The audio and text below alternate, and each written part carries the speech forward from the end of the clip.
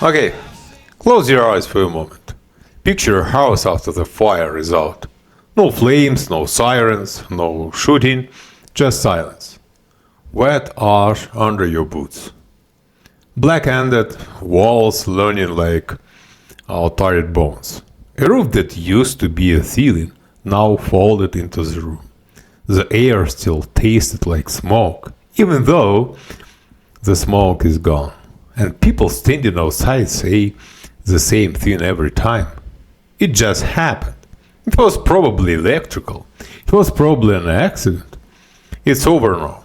But it's not over. Because this is the moment the real work begins. Not the firefighting, the truth finding.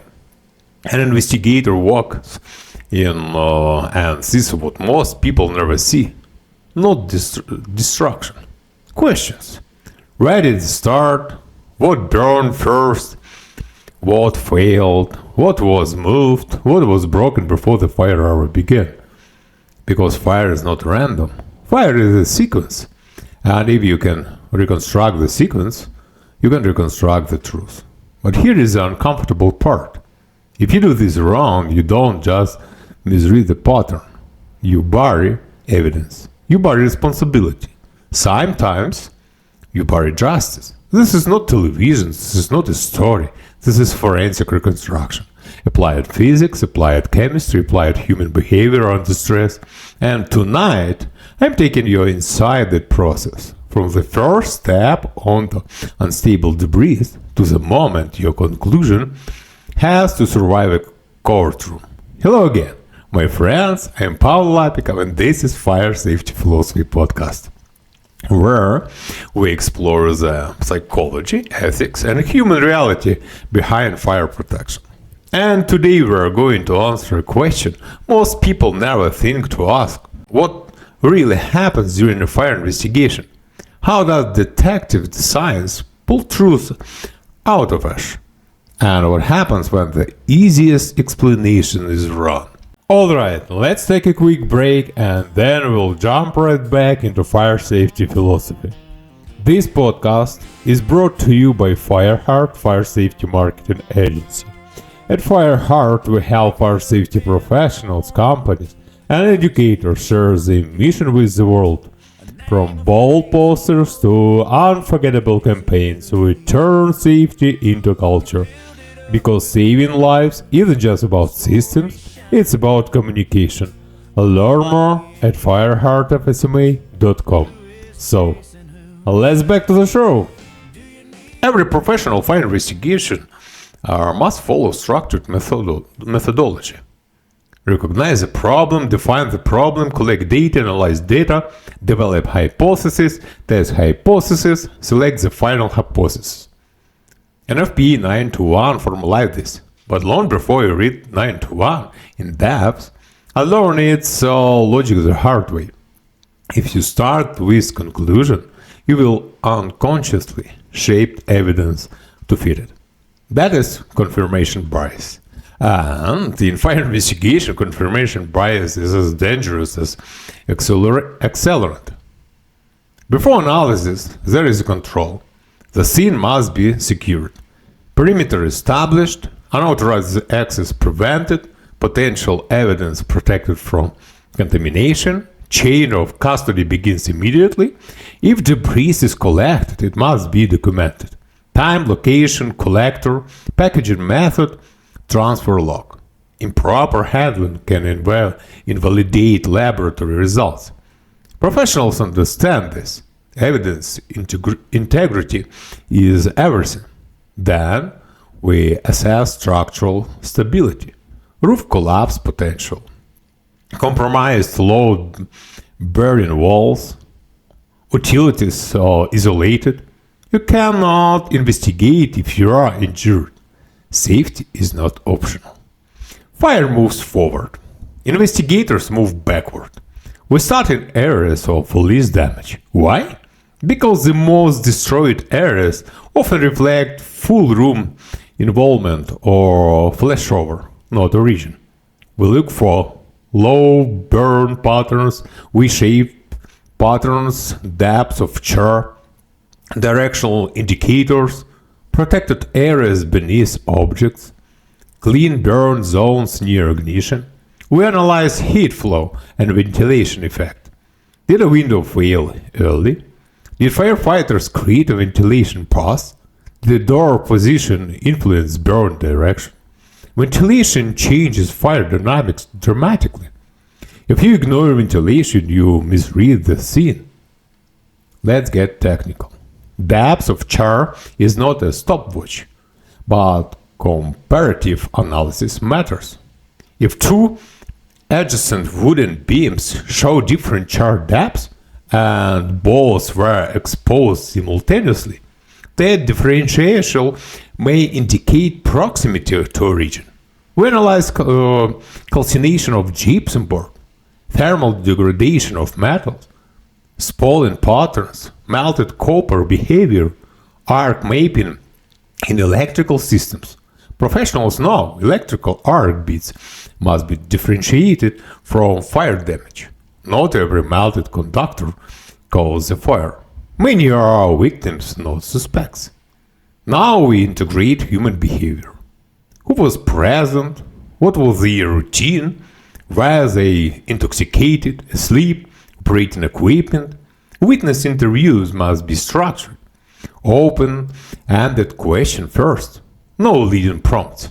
We document inconsistencies, but do not confront immediately. Memory under stress is unreliable.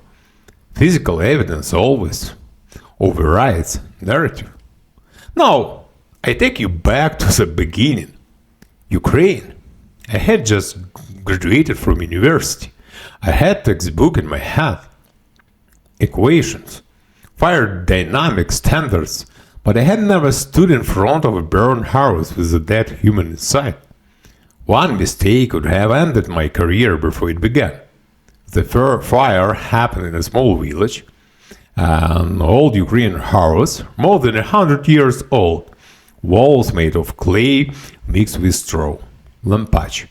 Wooden floors, wooden doors, no electricity, no active stove. The old masonry oven was half dismantled. Half the structure burned, isolated from other homes. Deep autumn, cold air. When I arrived, firefighters were already picking up. The station was 15 kilometers away. By the time they reached the house, there were extinguished remnants. Witness told me confidently. No one lived there for 15 years. Alright, let's take a quick break and then we'll jump right back into fire safety philosophy. This episode is powered by Fireheart Fire Safety Marketing Agency. We believe safety should be seen, heard, and remembered. That's why Fireheart creates powerful campaigns and visuals that don't just meet compliance, they inspire culture. If you ever thought, how do I make people actually care about safety? Fireheart is the answer. Check out fireheartfsma.com. So, let's back to the show. Only children sometimes play it inside. Simple, clean, convenient. Children with matches. Accidental ignition. Case closed. That was the standard explanation for rural abandoned structure for decades. But one experienced firefighter quietly said something that froze me. He noticed a sweet undertone in the smoke while extinguishing. Anyone who has worked fatal fires knows that odor. Burning biological tissue produces a distinct smell. You never forget it. But there was no visible body, nothing obvious. And here is where investigations die. When the easiest explanations feels comfortable. I could have written the report the same day. Abandoned structure, probable juvenile fire play, accidental. Instead, I kept walking the perimeter. And then I saw it. A dog. Running around the burning house. not randomly, focused, persistent, sniffing the debris as if searching for something specific. Witnesses told me the dog belonged to a local alcoholic named Mikola from a neighboring village. The district police officer confirmed it. Now, ask yourself, why would a dog from another village repeatedly return to an abandoned ruin? That was the first crack in the narrative. We drove to the neighboring village with the dog. Mikola wasn't home. We left the dog and returned to the fire scene. By about an hour later, that same dog ran back to the ruins, directly, without hesitation. That moment changed the entire investigation. A hypothesis formed. What if the owner had been inside during the fire? We grabbed shovels. We began clearing collapsed roofing debris. The walls had partially collapsed inward from suppression water. The roof was completely down. We worked methodically, but exhaustion hit us. Cold air, wet debris, physical fatigue, we paused, and that dog moved to a completely destroyed section of the structure and began weeding. Not barking, weeding. We shifted excavation to that area. Under layers of collapsed material, we discovered human remains. Not a full body, not intact, but enough to confirm fatality. Now, the investigation pivoted hard. Let's apply forensic logic. No electricity, no heating source, vacant for 15 years. Why was Mikola there? Witnesses claimed he never visited.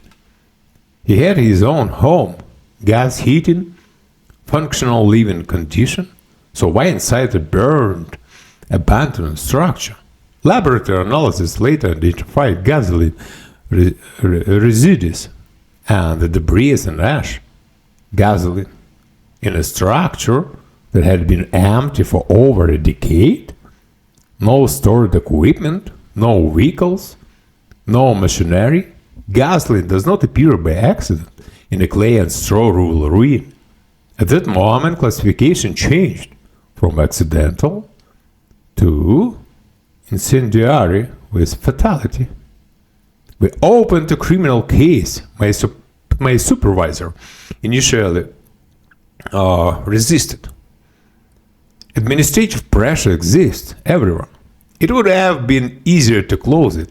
Less paperwork, less complexity, less escalation, but evidence does not negotiate. Almost a year later, detectives confirmed the truth. Mikola's own sister orchestrated his murder. She hired another man for a small amount of money. He killed Mikola, burned the body in the abandoned house, attempted to erase the crime with fire. The motive? Property, inheritance, control. If I had ignored the dog, if I had accepted the witness narrative, if I had skipped laboratory confirmation, the case would have been closed as accidental. That fire taught me the same something I have never forgotten. Fire destroys structure, but it does not destroy physics, it does not destroy chemistry, and it does not destroy anomalies. The smallest inconsistency, a dog cycling arch, carried more truth than 10 confident witnesses. That was the day I stopped being a student of fire and became a student of evidence. Alright, let's take a quick break and then we'll jump right back into fire safety philosophy. A big thank you to today's sponsor, Fireheart Fire Safety Marketing Agency. Fireheart exists because fire safety messages deserve modern tools. Posters, training programs, creative campaigns. Fireheart makes safety unforgettable. Visit fireheartfsma.com to learn more. So, let's back to the show. Let's talk forensic lab collaboration. Debris suspected of accelerant present must be sealed in vapor-tight containers, never plastic grocery bags. metal cans or approved evidence containers, samples labeled preciously from origin areas, control samples collected from clean areas, gas, chromatography, mass spectrometry is typically used to identify ignitable liquid residues, but laboratory results may align with seen evidence. A positive accelerant test does not automatically prove arson. Context matters. Was gasoline present for legitimate reasons? Storage? Equipment? Scientific results must integrate with scene reconstruction.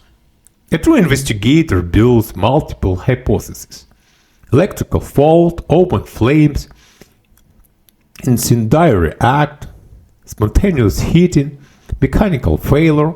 Then we attack each hypothesis. Can it explain burn patterns, witness timing, material response, laboratory findings? If any critical evidence contradicts the hypothesis, it fails. This is detective science, not storytelling. When you testify, you must defend methodology. Opposing counsel will test your qualification, your adherence to standards, your evidence handling, your logic chain. If you skip documentation or rely on experience without data, your credibility collapses. Investigation must survive scrutiny, not emotion. Fire scenes are dynamic. Ventilation patterns mislead. Suppression water alters evidence. Collapse shifts debris. You must distinguish between fire effects and suppression effects. You must understand fire dynamics. You must separate myth from physics. And above all, you must protect intellectual honesty. Because once you decide what you want the fire to say, you stop listening to what it is actually saying. When the fire is over, people want closure. They want a sentence: electrical fault, accident, arson, case closed. But fire does not care about closure. It cares about physics, about heat transfer, about oxygen, about time. And an investigator's job is not to comfort anyone. It is to listen to the floor that burned lower than the rest, to the wire that failed after the fire, not before it, to the witness who is confident but wrong, to the silence between assumptions. Because the truth really shouts. It whispers. Sometimes it looks like a pattern in the debris, sometimes it looks like a laboratory results, and sometimes it looks like a dog that refuses to leave a pile of ash. Fire tries to erase the story. Investigation reconstructed, step by step, layer by layer, hypothesis by hypothesis, and if we do it with discipline, with humility, with respect for evidence over ego, then the hour speaks. Not for revenge, not for drama, but for truth. And truth matters. Because every correct conclusion protects the next building. Every honest report prevents the next mistakes. Every disciplined investigation strengthens justice. So before the next headline appears, or before the next fire becomes just another incident, remember this: the flames are only the beginning. The real story starts when they are gone. I am Pavlo Lapikov. Care about life? Think beyond compliance. Until next time, respect the science and never let convenience speak louder than evidence. Bye bye.